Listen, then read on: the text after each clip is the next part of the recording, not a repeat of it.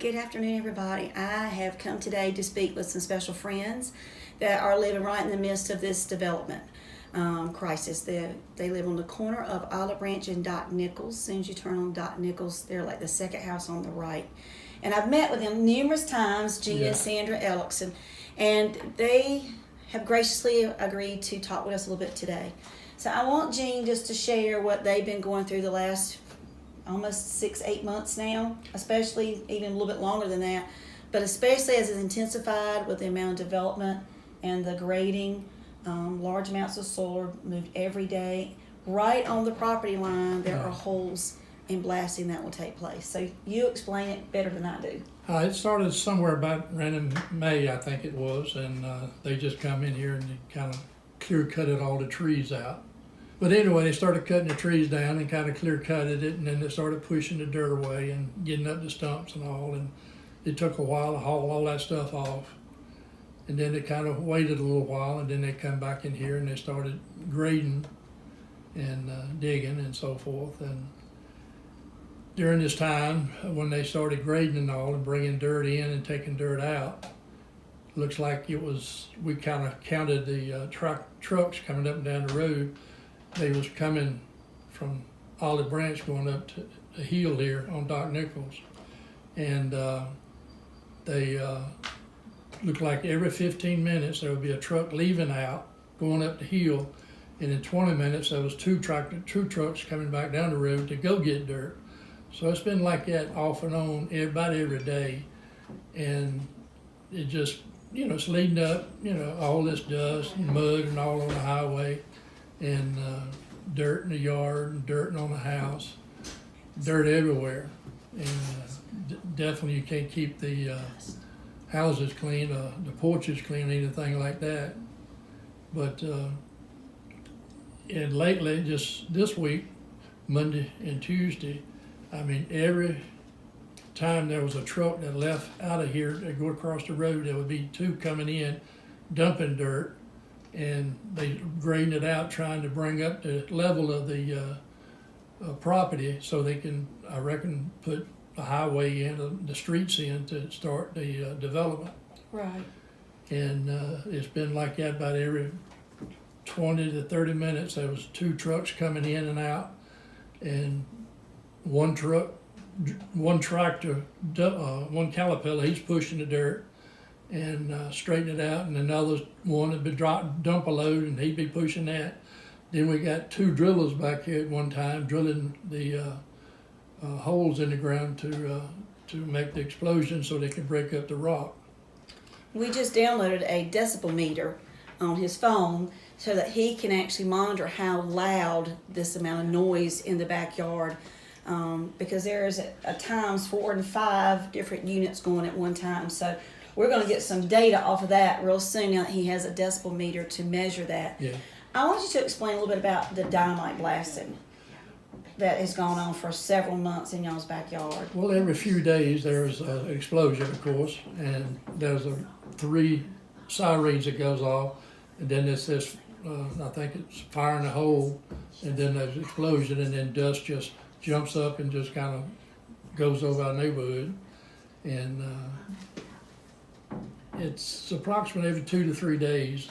It was, matter of fact, there was one yesterday. Day is Wednesday, so that was Tuesday, and Friday we had another big one, and they blew up. And like I say, you can see the dirt's leveled, and it looked like it jumps up to 4 or 5 feet tall after the explosion.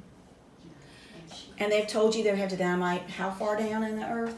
They drilling holes 24 feet in the ground, 24 and then they'll feet. drop the dynamite in there, and then they'll, like I say, explode it, and then like I say, the dirt and all just jumps up out of the ground where it's imploded out. So I know you're a veteran of military, so do you feel like you're back in the war zone again? yeah, I told my guy one time after the first explosion, I said, man, you make it feel like I'm back in Vietnam. All this noise, explosions going on at one time. And he apologized. He said he'd let us know, whenever there was have an explosion back there, but that kind of fell by the wayside. So I just hear the whistles and horns rolling now. And you just have to wait till the explosion. Right. What time of day do they typically start, and how long does it usually last? Well, it started one time about 8 o'clock, but now they starting about 7. Cars are coming in, trucks is coming in back here, pull it in, and they're getting the equipment ready for them to start the day. And then by 7:30, they pretty much starting their day work. And it's going on till sometimes, some of them leaves at 5, some leaves at 6, Right. depending on, I reckon, their job and what they got to finish that day. And is this Monday through Friday, or is it Monday through Saturday right now. Monday through Saturday? Well, Saturday not all day. Sometimes they do it half a day, from 12 to 3 o'clock, and then they'll leave. Right. And the property line, I know we're going to put some pictures in this. They are right up against the property line, supposedly going down and building houses so that you'll look at rooftops. Is that right? Yes, they drilling. They're drilling 24 feet, exploding, but they're gonna cut the earth down 14 feet. Then they're supposed to build a wall and put up a fence.